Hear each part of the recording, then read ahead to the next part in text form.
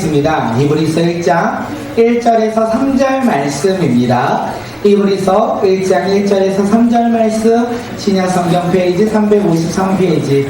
우리 아이들과 함께 예배드릴 때 사사기의 본문을 아이들이 정확하게 다 알 수가 없기에 우리가 다른 본문들 아이들과 함께 나눌 수 있는 본문이 무엇일까 생각하다가 오늘 함께 히브리서 말씀을 나누고자 합니다. 히브리서 1장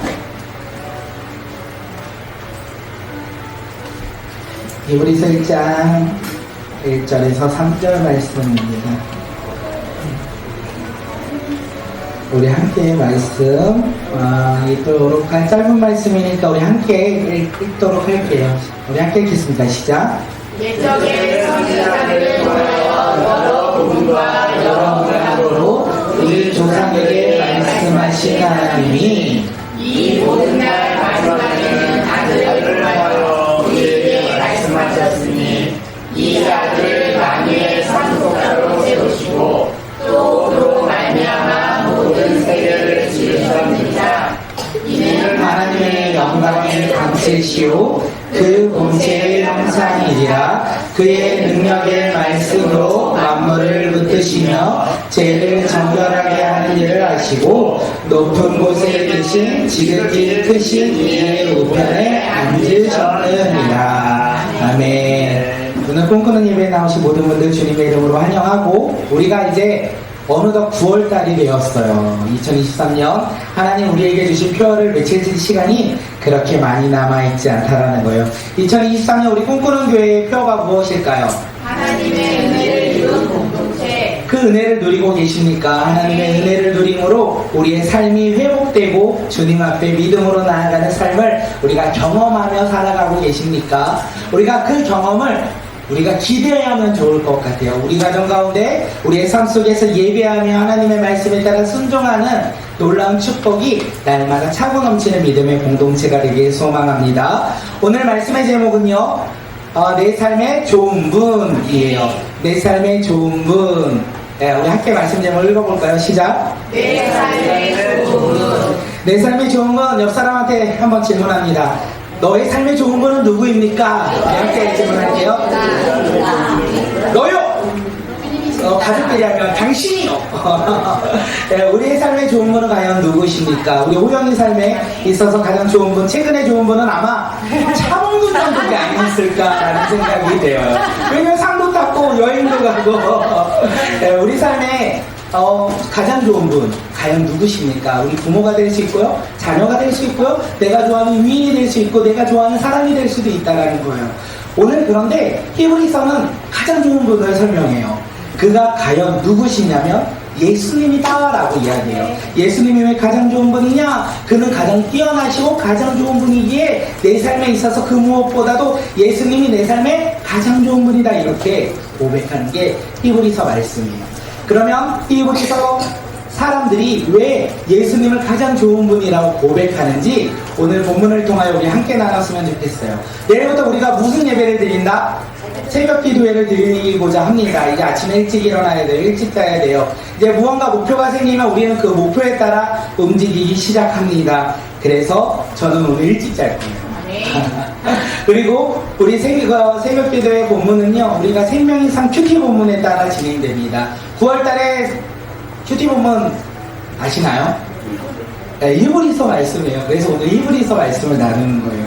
우리가 함께 이제 9월 한 달 동안 히브리서를 통하여 하나님의 말씀을 날마다 우리가 깨달아야 할 텐데, 그러면 히브리서에서 말하고 싶은 것이 무엇인지 알고 그 깨달음을 통하여 내용을 본다면 조금은 더욱더 쉽게 접근하지 않을까 생각합니다. 오늘 그 시작이 바로 오늘 예배가 되길 소망하고, 그 끝맺음이 언제다? 우리의 삶에서 큐티를 통하여 적용할 때 그 삶의 끝맺음을 맺는 믿음의 자녀들이 되길 소망합니다. 성경은요, 저자를 말해요. 모세오경 누가 작성했죠? 모세. 창세기는 누가 작성했죠? 모세. 마태복음에서 저자는 누구죠? 마태. 네, 요걸 어려운 문제 낼 거예요. 누가복음은요? 누가. 사도행전은요? 누가. 오, 다 알아. 우리 다 알아. 네, 로마서는요? 네, 맞죠? 이렇게 저자를 알면 그 내용을 알 수 있다는 거예요. 그런데 오늘 우리가 나눈 이 히브리서는요, 저자가 누군지 정확하게 우리에게 이야기하지 않아요. 초대교회 많은 신학자들이 이야기해요. 아마 이 내용을 보니까 구약의 제사도 이야기하고 많은 구약의 이야기를 인용하는 거 보니까 아마 사도 바울이 이 히브리서의 저자일 거야 이렇게 이야기를 합니다. 그런데 종교개혁자 칼빈은요 이야기해요. 아니다. 사도 바울이 저자가 아니다. 다른 종교개혁자 루터는 누구라고 말하면 아볼로다 이야기해요. 그리고요 수많은 이 신학자들이 뭐라고 하냐면 바나바다 그리고요 디모데다 이렇게 각자 자기의 생각에 따라 자기의 주관에 따라 다른 사람들이 이야기하고 있어요. 히브리서 저자는 누구인지 정확하게 성경에서 설명하지 않기에 많은 사람들이 자기의 생각과 추측으로 이야기를 합니다. 근데 우리는 히브리서 저자를 정확하게 알 수 없어요. 그래서 2세기의 신학자 오르겐이라는 신학자가 이렇게 말해요. 오직 히브리서의 저자를 알 수 있는 것은 오직 하나님만이 아신다. 우리는 알 수 없다라는 거예요. 그런데 하나님만이 아신다는 거예요. 히브리서 저자가 궁금하십니까? 하늘나라에 가서 하나님께 여쭤보고 그때 깨닫는 자들이 되길 소망합니다. 히브리서 저자를 몰라요. 쓰는 사람을 모르는 거죠. 받는 사람은 알까요? 받는 사람이 누군지도 모른다는 거. 어떤 지역에 살고 있는 사람들인지 정확하게 알 수 없다는 게 바로 히브리서의 문제라는 거예요. 보내는 사람도 모르고 받는 사람도 몰라요. 그런데 우리는 받는 사람이 누구인지 알아요. 헬라어의 제목에 히브리인들에게 이렇게 이야기하고 있어요. 히브리서는 히브리인들에게 쓴다라는 거죠. 다시 말하면 유대인들에게 쓰는 거예요. 누군지 모르는 자가 유대인들에게 쓰고 있는데 그 유대인들은 누구냐? 예수님을 믿는 유대인들에게 지금 편지를 쓰고 있다라고 이야기를 하고 있어요. 우리는 이제 알았어요. 히브리서 저자도 모르고 우리는 수신자도 모르는데 누군가에게 썼는데 그 누군가는 대종한 사람들이구나. 유대인의 교회에서 예수님을 듣고 믿음으로 말미암아 그들이 예수님을 믿는 믿음의 자녀가 된 사람들에게 편지를 쓴 것이 히브리서구나 라고 알 수 있어요. 우리는 저자도 모르고 수신자도 모르는데 놀라운 거는 저자와 수신자는 알고 있다는 거예요. 둘이 알고 있어요. 쓴 사람과 받는 사람들은 서로를 알고 있다는 거예요. 어떻게 알고 있습니까? 우리가 그것을 어떻게 하냐면 말씀에서 이야기합니다. 히브리서 13장 19절. 히브리서 13장 19절 우리 함께 말씀 읽도록 하겠습니다. 시작. 내가 더 속히 너희에게 돌아가기 위하여 너희가 기도하기를 더욱 원하노라. 네, 히브리서 저자는요 말을 하고 있어요. 받는 사람들에게 내가 너희에게 돌아가길 원한다. 그래서 너희가 나를 위해 무엇을 해라? 더욱 기도해라 라고 이야기하고 있어요. 다시 말하면 저자와 수신자는 알고 있다는 거예요. 그들의 사이는 친밀하다는 것을 알고 있어요. 왜요? 그들에게 돌아가기를 원하잖아요. 내가 돌아갈 수 있도록 기도하기를 원하잖아요. 그래서 그 둘은 서로 알고 있는 사이라는 것을 이야기합니다. 그리고 히브리서의 마지막에 이야기가 어떻게 끝나냐면 겉면이다. 이 히브리서 서신 이 편지는 너희를 향한 겉면의 말이다. 이렇게 이야기해요. 우리는 여기에서 유추할 수 있어요. 누군지 모르는 자가 유대인이었지만 예수님을 믿음으로 변화된 이 유대인들을 그들과 사이가 좋은 그들이 지금 편지를 썼는데 겉면의 이야기를 하고 있는 게 바로 히브리서다라고 이야기하고 있어요. 이야기를 하고 있다는 것입니다. 그러면 어떤 겉면이겠습니까? 히브리서 저자는요 유대인들 이 히브리 성도들 그들에게 이야기를 해요. 야 너희들 예수님을 잘 믿었었지. 야 너희들 예수님을 진짜 잘 믿었어. 히브리서 2장에서요 구원의 복음을 처음 들었던 사람들이 복음을 그들에게 전하였다. 그들은 사도들이 아니라 1세대의 믿음의 사람들이 아니라 사도들이나 또한 그들의 선배들에게 복음을 들었던 사람들이다. 이렇게 이야기해요. 다시 말하면 복음의 2세대들이에요. 그들은 구원의 복음을 듣고 말미암아 어떻게 해요? 6장에서 이야기해요. 서로를 사랑으로 섬겼다. 히브리서 저자, 수신자들 그들은 어떤 사람이에요? 복음을 듣고요 변화되어서 사랑으로 서로를 섬겼던 사람들 이렇게 이야기해요. 근데 10장에서는요 고난의 큰 싸움을 견디어냈고 소유를 빼앗길지라도 그것을 기쁘게 당하였던 사람들, 인내한 사람들, 고난 가운데 어떤 사람들? 인내한 사람들, 서로 사랑하며 성도가 서로를 사랑했고 환경 가운데 고난과 환난이 있을지라도 인내하며 믿음을 지켰던 사람들 이렇게 이야기하는데 이 히브리서의 목적은 뭐라고요? 겉면. 다시 말하면 너네들이 그런 사람이었는데 지금은 아니구나. 그러면서 그들의 현재 신앙을 이야기합니다. 히브리서 2장에서 지금 이 편지를 받는 사람들이 어떤 상태인지, 영적으로 어떤 상황 가운데 있는지 이야기를 해요. 들은 것을 흘러 떠나보낸다. 복음을 듣는 것으로 끝나는 자들, 복음을 듣고 그냥 쑥 흘러보내는 믿음의 상태로 변화되었다. 5장에서 뭐라고 하냐면 듣는 것이 둔하였다. 하나님의 말씀을 듣고 복음을 들어도 그들이 둔하여졌다. 이해하지 아니하고 순종하지 아니하고 자기의 의로 행하는 사람들의 모습으로 변화되었다라고 이야기하고 있습니다. 10장에서는요, 너희들이 복음은 오래 들었으나 하나님의 말씀에 초보가 되었다. 복음을 오래 들었지만 말씀에 초보가 되었다는 건 신앙이 자라지 않는 상태, 어찌 보면 신앙이 오히려 뒤로 후퇴한 상태를 이야기합니다. 단단한 음식을 먹어야 하는데 너희들은 지금 젖의 음식을 먹고 있는 상황, 어른인데 어른의 음식을 먹지 아니하고 아이가 먹는 음식을 먹고 있는 상황 가운데 놓여있다. 12장에서 너희들이 피곤하여 낙심하였다. 13장에서는요, 복음이 아닌 다른 교훈에 따르는 상황에 이르렀다라고 이야기하고 있어요. 이상하죠. 히브리서 저자는 히브리서 성도들의 믿음이 변했다라는 것을 이야기하고 있어요. 이 히브리서를 통하여 그들의 믿음의 상태가 변화했다라고 이야기하고 있어요. 처음에 히브리 성도들, 지금 편지를 받는 그들은 처음에는요, 서로 사랑했어요. 서로 섬겼어요. 서로 헌신했어요. 또한 고난과 환난이 있을지라도 인내하며 신앙을 지켰어요. 그런데 시간이 지난 이후에 어떻게 됩니까? 그들은 박해와 환난으로 말미암아 예수님 때문에 감옥에 갇히는 상황이 놓였고, 예수님 때문에 세상 사람들로부터 조롱을 당함으로 말미암아 그들이 변화되었다는 거예요. 복음을 내려놓고 다른 복음을 쫓아 따르는 상황에까지 이르렀다. 이렇게 성경은 이야기하고 있어요. 히브리서 성도들이 신앙이 왜 변했을까요? 우리가 이것을 생각하며 말씀을 읽으면 너무 좋을 것 같아요.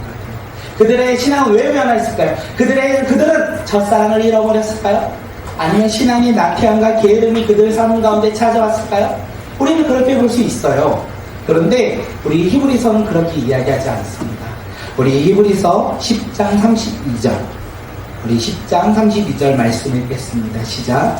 지난해 너희가 빛을 받은 뒤에 고난의 큰 싸움을 견뎌낸 것을 생각하라. 세 번역으로 담을게요. 시작. 여러분이 빛을 받은 뒤에 고난의 싸움을 많이 견뎌낸 그 처음 시절을 되새기십시오. 히브리서 성도들은요, 예수님을 믿으면 어떻게 돼요?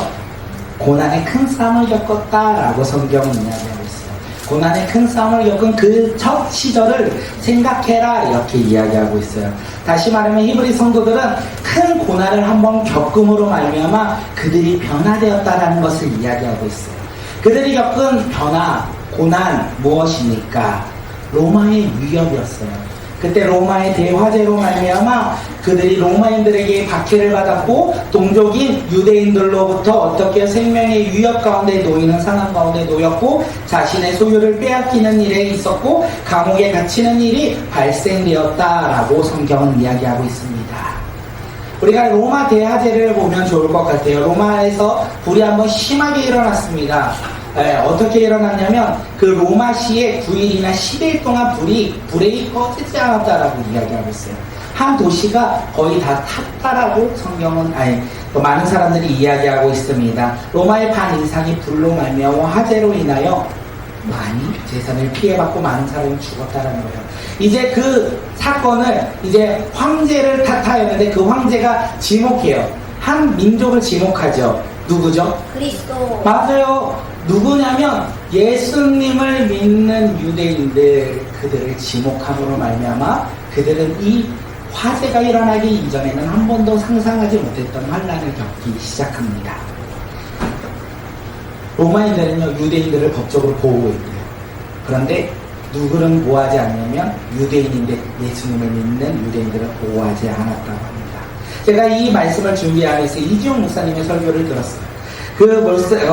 설교를 들으면서 그 당시의 상황에 대해서 좀 설명을 하는데, 이제 로마인들은 8일이나 9일 동안 불에 우리 집이 탔죠. 집만 탔겠습니까?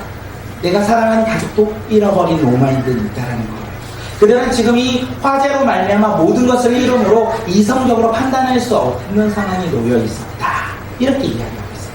그러므로 그들은 이 화재로 말미암아 분노하였고 그들은 이성적인 판단을 할 수 없는 상황 가운데 놓여 있었다는 거예요. 그리고 네로 황제가 이 불에 누구 때문이다? 저 유대인들 때문이다 라고 이야기함으로 말미암아 이 로마인들이 이제 이 유대인들을 잡아두며 감옥에 갇히고 그리고 사형을 시키며 동물의 먹잇감으로 유대인들을 잡아 죽였다라고 이야기를 합니다. 화형을 왜 시켰을까요? 내 사랑하는 가족이 불에 타 죽었듯이 너희들도 불에 타 죽어야 된다 해서 화형을 시켰다라고 이야기를 해요.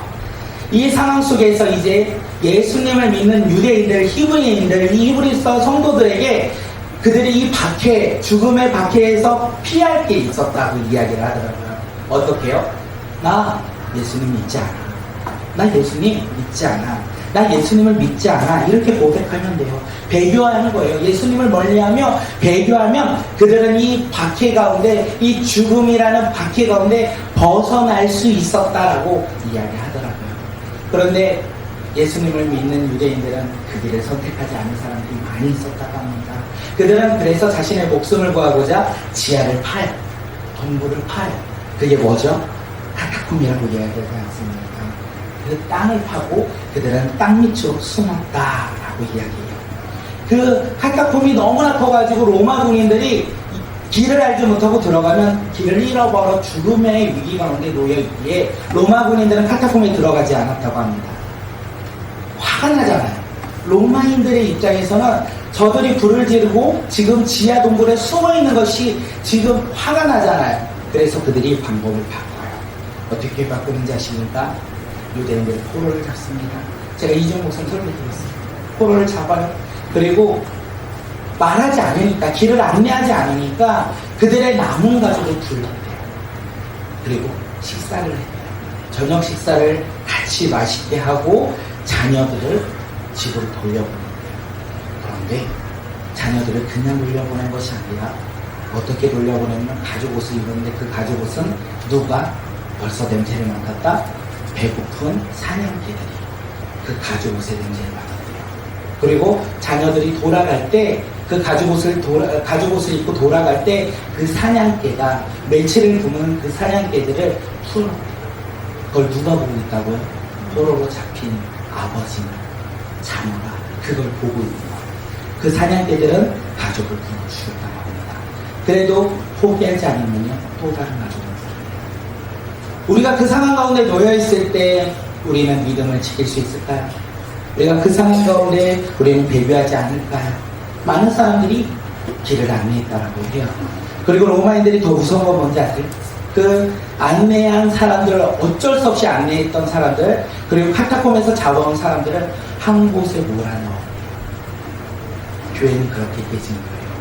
배교한 사람들, 어쩔 수 없이 내가 그 길을 알릴 수밖에 없는 사람들, 그리고 그것을 알지 못하고 잡혀온 사람들이 서로를 바라보며 어떻게 했습니까? 서로를 정죄했고 서로를 판단했고 서로가 이제는 적이 되는 상황에까지 이르렀다. 이것이 바로 로마 시대에 있었던 박해, 고난, 환난이었다는 거예요. 그들은 예전에는 이 박해가 없기 전에는 믿음 안에서 하나였어요. 공동체 안에서 하나였고 한 가족이었어요. 그런데 알지 못하는, 한 번도 상상하지 않았던 이 박해로 말미암아 성도들의 관계가 깨졌고 교회는 흩어졌고 신앙들은 사라지는 상황 가운데 놓여있게 되었다. 이 말을 생각하고 우리가 히브리서를 다시 돌아가야 돼요. 그들은요 지금 이 환난과 고난을 겪었던 사람들인지 아니면 그것을 들은 사람들인지는 정확하지 않아요. 그런데 그들은 동일하게 하나는 겪었어요. 언제 또다시 그 고난과 환난이 나에게 주어질지 모르는 두려움 가운데 있었다는 거예요. 그렇게 그들이 다시 배교하기 시작했다는 거예요. 왜요? 살아야 되니까. 그들이 살아야 되니까 예수님을 멀리하고 배교하며 유대교로 돌아가고 싶어하는 상황 가운데 놓여있을 때 쓴 게 바로 이 히브리서 이야기라고 합니다. 히브리서 성도들은요 신앙이 변한 것은 첫사랑을 잃어버린 것도 아니고 신앙의 게으름과 나태함이 매너리즘이 찾아와서 그들이 변한 것이 아니에요. 그들은요 예수님 때문에 고난받고 환난받았는데 또다시 언제 죽을지 모르는 죽음 앞에 그들은 돌아가기 시작한다는 거예요. 유혹이라는 거예요. 유대교로 돌아가면 너 죽지 않아. 이 수많은 유혹 가운데 그들이 놓여 있었다라고 이야기합니다. 그러므로 그들에게 이야기를 하는 거예요. 히브리서는 야 어렵지 힘들지 예수님을 믿음으로 말미암아 죽음 위기 가운데 놓여 있는 이 상황이 두렵지 라고 이야기하는 것이 이 시작의 이야기라는 거예요. 이것을 가지고 우리가 성경을 읽으면 히브리서에서 말하는 것이 무엇인지 깨달을 수 있을 것 같아요. 제가 이 말씀을 준비하면서 오늘 아까 영상을 보았죠. 원래 7월 달에 보여드려야 되는데 이 기도가 조금 늦어짐으로 여름 성경학교를 준비하다가 놓치고 깜빡하고 있었어요. 그러다가 어저께 생각이 나서 급히 작성을 하며 만들면서 소감문의 제 소감문을 보니까 히브리 성도들만 이 고난과 환난 앞에 죽음 앞에 놓인 것이 아니구나. 지금도 이 히브리서 성도들처럼 살아가고 있는 사람들이 많이 있구나. 예수님 때문에 죽음 앞에 놓인 성도들, 예수님 때문에 가족에게 쫓겨나고 나라에 쫓겨나고 민족에게 쫓겨나는 사람들, 예수님 때문에 자신이 가지고 있는 것을 빼앗기는 사람들이 아직도 이 땅 가운데 많이 있구나라는 것을 다시 한번 깨달았습니다. 그러면서 어떤 생각이 든지 아십니까? 나는 왜 신앙이 변할까? 왜 나는 신앙이 변하고 있는 걸까? 첫사랑을 잃어버려서? 게을러서? 신앙의 매너리즘이 와서? 나태함이 와서? 나의 신앙은 그것 때문에 변하고 있는 것은 아닐까? 생각이 듭니다. 그런데 눈에 보이는 것이 제일 컸어요. 제가 이 말씀을 준비해서 눈에 보이는 세상 때문에 내가 신앙이 변하고 있구나. 예수님 때문에 내가 믿음을 지켜야 되는데 세상에 보이는 것 때문에 예수님을 멀리하고 있는 나의 모습이 있구나. 이런 생각이 듭니다. 사랑하는 성도 여러분, 오늘 우리의 신앙은 어떻습니까? 주님과 더 깊은 교제로 말미암아 우리의 신앙은 성장하고 계십니까? 아니면 주님을 멀리하며 세상에 보이는 것을 쫓아 살아감으로 말미암아 신앙이 멈춰있고 넘어지고 쓰러지고 있는 것이 바로 오늘 우리의 모습은 아닙니까? 오늘 우리의 신앙은 과연 어떤 모습 가운데 서 있으십니까? 히브리서 저자가요, 이렇게 절박한 히브리서 성도들에게 이야기하고 있어요. 이제 그 이야기가 시작되는 거예요. 옛적의 선지자들을 통하여 말씀하신 하나님이 마지막에 아들을 통하여 우리에게 말씀하셨다. 이렇게 히브리서가 시작하고 있는 거예요. 다시 예수님 때문에 배교하고자 이 두려움 앞에, 죽음이란 두려움 앞에 놓인 그들에게 이야기를 해요. 너희들 돌아가봤자 의미 없어. 옛적의 선지자를 통하여 하나님이 말씀하셨는데 그 선지자는 모든 것을 알 수 없어. 하나님께서 그 선지자를 통하여 단편의 말씀을 하시지만 그 선지자에게 모든 것을 말씀하시지 않아. 모든 것을 알 수 있는 사람은 오직 한 분이야 라고 말하면서 그가 누구다? 하나님의 아들이라고 이야기하고 있는 거예요. 고난 가운데 배교하고 있는 그 두려움 앞에 놓인 이들에게 예수님을 봐. 그러면 하나님을 알 수 있어. 이렇게 이야기하고 있는 거예요. 그들이 왜 돌아가려고 합니까? 삶을 살아가려고? 어쩌면 그들은 삶의 고난함 가운데 진짜 자신의 삶의 유익이 하나님 유대교에 있다라고 다시 생각할 수 있어요. 우리도 그렇잖아요. 예수님을 믿다가 세상의 환난과 고난으로 말미암아 왜 세상으로 돌아갑니까? 하나님 없어. 세상으로 돌아가면 즐거움과 행복이 있어. 내가 그때 참 행복했어 라고 생각하며 돌아가는 것이 아니겠습니까? 그런 상 가운데 있는 우리에게, 그런 상 가운데 있는 히브리 성도들에게 히브리서 저자가 이야기하는 거예요. 어떤 것을 권면합니까? 하나님의 아들을 그들에게 전하고 있는 거예요. 하나님의 아들을 그들에게 가르치고 있는 거예요. 하나님의 아들 예수, 그가 누구입니까? 히브리서 저자가 이야기를 하죠. 우리 함께 히브리서 1장 2절 하반절부터 3절까지 읽도록 하겠습니다. 시작. 이 아들을 만일 창조자로 세우시고 또 그로 말미암아 모든 세계를 지으셨느냐. 이는 하나님의 영광의 광채시요 그 본체의 형상이시라. 그의 능력의 말씀으로 만물을 붙드시며 죄를 정결하게 하는 일을 하시고 높은 곳에 계신 지극히 크신 이의 우편에 앉으셨느니라. 아멘. 하나님의 아들은요, 만유의 상속자요, 모든 세계를 지으시고 하나님의 영광의 강체이며 본체의 형상이며 능력의 말씀으로 만물을 지으시고 우리 죄를 깨끗하게 하시고 하나님 우편에 앉아 계신 분, 그분이 예수님이다 라고 이야기하고 있어요. 다시 말해서 이 히브리서 저자는요, 눈에 보이는 것과 눈에 보이지 않는 것, 세상의 시작과 세상의 끝이 바로 예수님이다 라고 이야기하고 있는 거예요. 그러니까 너네가 예수님을 버리고 다시 돌아가는 일을 행하면 안 돼 라고 말하며 권면하고 있는 것이 바로 히브리서 이야기라는 거예요. 히브리서 저자는 히브리서 내용을 통하여 하나님의 아들 예수님을 뭐라고 하시는지 아십니까? 선지자보다 더 뛰어나신 분, 천사보다, 모세보다, 여호수아보다, 구약의 제사장보다, 구약의 언약보다, 약속보다, 성막의 장막보다 더 뛰어나신 분이 누구냐? 예수님이다 라고 히브리서 저자는 성도들에게 이야기를 하고 있어요. 그뿐만이 아니에요. 예수님은요, 우리에게 구원을 주시는 분, 더 좋으신 분, 더 좋은 약속을 주시는 분, 더 크고 온전한 장막을 만드시는 분, 더 좋은 제물로 제사를 드리는 분, 더 좋은 부활로 우리 가운데 임하시는 분, 그분이 바로 예수님이라고 히브리서 1장부터 13장까지 이야기를 하고 있는 거예요. 그러면서 히브리서 성도들에게 이야기를 하는 거예요. 돌이키고 돌아가려고 하는 사람들, 세상이 좋아 세상을 쫓아가려고 하는 사람들, 비록 죽음의 두려움 앞에 놓여있지만 그들이 그것을 예수님을 거부하며 세상 가운데 돌아가고자 하는 그들에게 히브리서 저자는 누구를 말하냐면, 돌아가면 안 돼. 거기에선 진짜가 없어. 진짜는 오직 예수님이야. 하나님의 아들이야. 이렇게 이야기를 하고 있어요. 오늘 우리 삶도 동일한 거 아니겠습니까? 우리가 눈에 보이는 것을 쫓아 살아가는 우리 삶 가운데 히브리서 저자는 이야기해요. 세상에 재물이 좋고 세상에 성공이 좋고 세상에 행복이 좋은 우리들의 삶 속에서 그것이 진짜가 아니고 진짜는 예수님이라고 이야기하는 거죠. 그 좋으신 분이 누구다? 예수님이라고 히브리서 1장부터 13장까지 반복적으로 이야기하고 있어요. 그 예수님을 우리는 믿고 계십니까? 우리의 세상 가운데, 우리의 연약한 가운데, 우리의 주어진 조건 가운데 우리가 넘어지고 쓰러지고 있는 것은 아닙니까? 오늘 히브리서 저자는 우리의 삶 속에서 이야기를 해요. 그것보다, 세상보다 누가 중요하다? 예수님이 중요하다. 이렇게 이야기를 하고 있습니다. 히브리서의 결론은 이거예요. 환난과 핍박에도 불구하고 예수님을 향한 믿음을 가지고 하나님의 말씀에 순종하며 삶에서 끝까지 포기하지 않는 믿음을 가지고 어떻게 살아가라? 믿음으로 살아가라. 이 얘기를 히브리서에서 이야기하고 있는 거예요.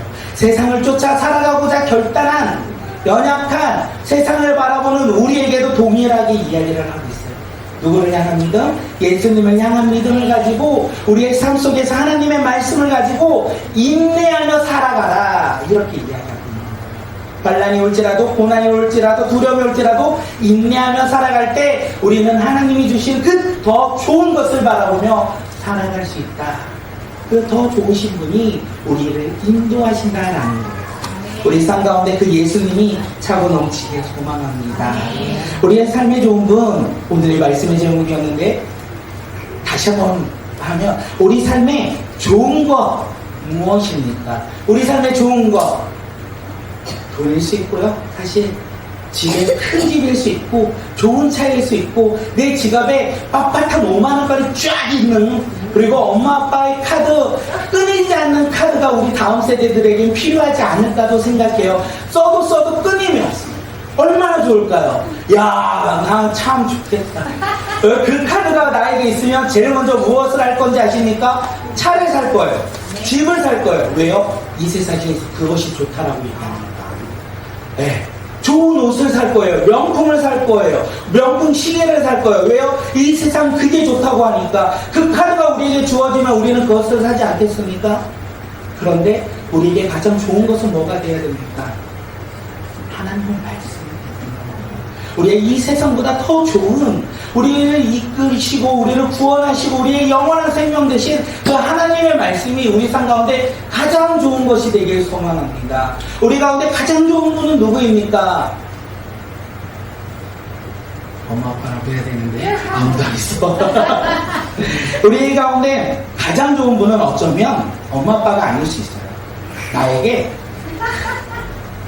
그 카드 주시는 분, 비록 엄마 아빠가 아니더라도 나에게 끊이지 않는 그 카드를 주시는 분이 있다면 우리는 그분이 가장 좋은 분이라고 생각합니다.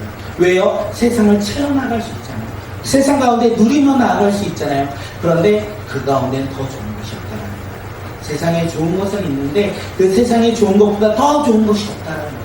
그래서 우리는 더 좋은 것을 찾아가는 사람들이 되길 소망합니다. 누구라고요? 히브리서 저자는 반복적으로 이 히브리서를 통하여 이야기해요. 누구라고요? 예수님이라고 얘기해야 돼요. 우리 삶 가운데 예수님보다 좋은 것이 없기를 소망합니다. 우리 삶 가운데 하나님 말씀보다 더 좋은 것이 없기를 소망합니다.